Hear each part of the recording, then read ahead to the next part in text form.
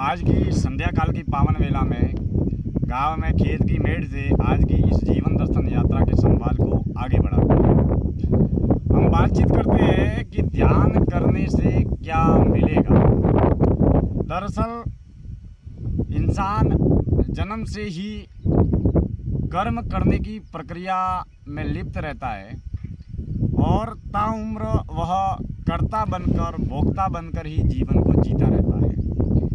यानी कि हम कभी भी कहीं भी उस अवस्था में उपलब्ध नहीं होते हैं जहाँ हम अकर्ता दृष्टा या साक्षी बनने का प्रयास करें। यानी कि कुछ न तो होना है, कुछ न बनना है, न कुछ करना है। पूर्ण रूप से मोह और अहंकार से मुक्त रहकर बस केवल अपने देह को, अपने मन को, अपने विचारों को और संसार में घटने वाली हर गतिविधि को देखते रहना है। मित्रों, बहुत गहरे तल का विषय है कि ध्यान करने से क्या मिलेगा। मित्रों, अक्सर हम घर में, परिवार में, समाज में, संसार में, बाजार में जब भी कोई भी कार्य करते हैं, हम व्यापार भी करते हैं तो हमें धन मिलेगा। हम कोई भी कार्य करते हैं, जैसे स्कूल कॉलेज के बच्चे हैं वो पढ़ते हैं तो पढ़ने से उन्हें क्या मिलेगा? नौकरी मिलेगी। नौकरी से वह रोजगार कर पाएंगे, नाम कमा पाएंगे, धन कमा पाएंगे, परीक्षा में वह उत्तीर्ण होंगे। तो हम हर कर्म को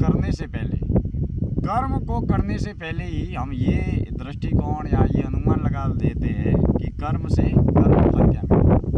यानी कि हम कर्म तो करते हैं मगर फल क्या मिलेगा।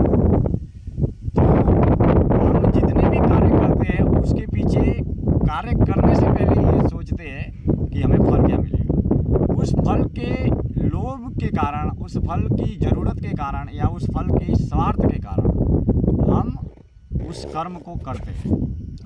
तो हर कर्म करने के पीछे ये अनुमान या ये घटना घटती है कि कर्म घटेगा तो कर्म फल भी घटेगा। और हम हमेशा अपने लोभ, लालच, स्वार्थ या अपनी ज़रूरत को पूरा करने के लिए हर कार्य करने से पहले ये सोचते हैं, हिसाब पहले लगाते हैं कि मुझे क्या मिलेगा। तो दोस्तों, अगर इस बात का मूल्यांकन करें कि हम जो ध्यान करते हैं उस ध्यान को करने से हमें क्या मिलेगा।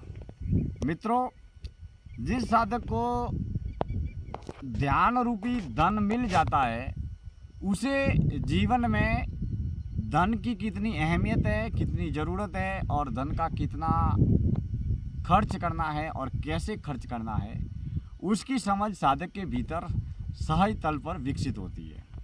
यानी कि ध्यान करते से हम बस केवल अपने किए हुए कर्मों को देखते हैं, जिए हुए जीवन को देखते हैं। हम दैनिक दिनचर्या में 365 दिन 24 घंटे हमेशा कुछ न कुछ करते रहते हैं, कुछ न कुछ करते रहते हैं। हम कुछ किए बिना रह ही नहीं सकते। कभी हम ये कर रहे हैं, कभी दुकान का काम कर रहे हैं, कभी ऑफिस का काम कर रहे हैं, कभी लिखने का काम कर रहे हैं, पर कभी बोलने का काम कर रहे हैं, कभी कहीं गाड़ी चला रहे हैं, कहीं आने का काम कर रहे हैं, कहीं जाने का काम कर रहे हैं। तो क्रिया हर जगह घट रही है। अब जैसे मान लीजिए मैं यहाँ पर बैठा हूँ तो बैठना एक सहज स्वाभाविक क्रिया है।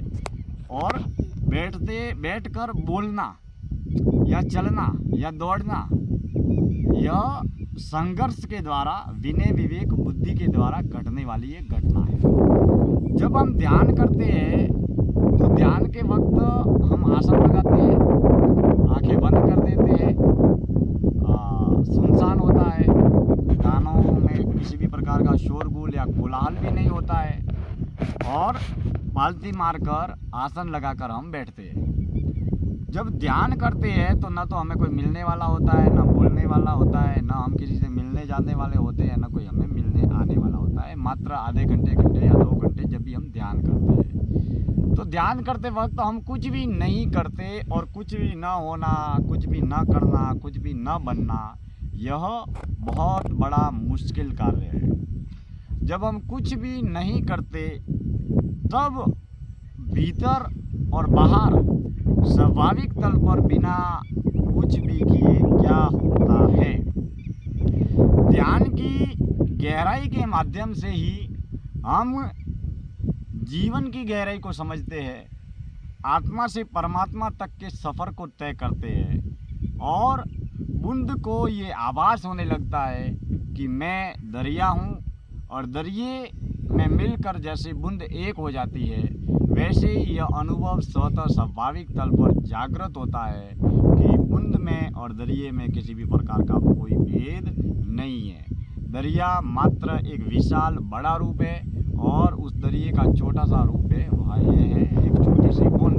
और बहुत सारी हजारों लाखों करोड़ों बूंद मिलाकर ही एक दरिया बना है। तो सच्चे अर्थों में मित्रों, जब हम ध्यान की गहराई में डूबते हैं, कुछ भी नहीं करते हैं, सांसों के माध्यम से या देह में होने वाली संवेदनाओं के माध्यम से कुछ घंटे बैठकर जब हम ध्यान को दैनिक व्यवहारिक जीवन में लाते हैं, और दैनिक व्यवहारिक जीवन में, जीवन शैली में और कार्यशैली में जब हम होश को जागृत करते हैं, बेहोशी के भरे बाजार में रहते हैं और जीते हैं, मगर होश की यात्रा को तय करते हैं, तो साधक धीरे धीरे काम, क्रोध, लोभ, मोह, अहंकार के अभिनय करता है, लेकिन इसके मोह आकर्षण के बंधन से धीरे धीरे स्वतः मुक्त हो जाता है।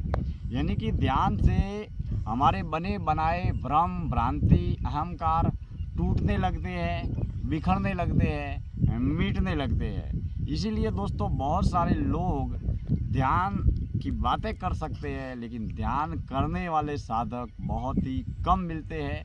और जो जीवन में ध्यान को करता है, घंटे, आधे घंटे, 2 घंटे प्रतिदिन जब हम ध्यान को करते हैं और उस समय कुछ भी नहीं करते हैं, बस केवल हम अपनी श्वासों को, हम अपने मन के विचारों को होश में रहकर साक्षी भाव में देखने लगते हैं, तब हम अकर्ता, दृष्टा या साक्षी बनकर अपने जीवन को लेकर जीवन की गहरी समझ को भी विकसित करते हैं। और ध्यान के माध्यम से ही भीतर की यात्रा होती है। जैसे मुझे मुंबई से दिल्ली जाना है या दिल्ली से बेंगलोर जाना है, तो मुझे टिकट बुक करवाना पड़ेगा, मुझे चलना पड़ेगा। किसी को मिलने जाना है तो मेरे शरीर के माध्यम से मुझे चलना पड़ेगा, मिलना पड़ेगा, बाहर की यात्रा होगी।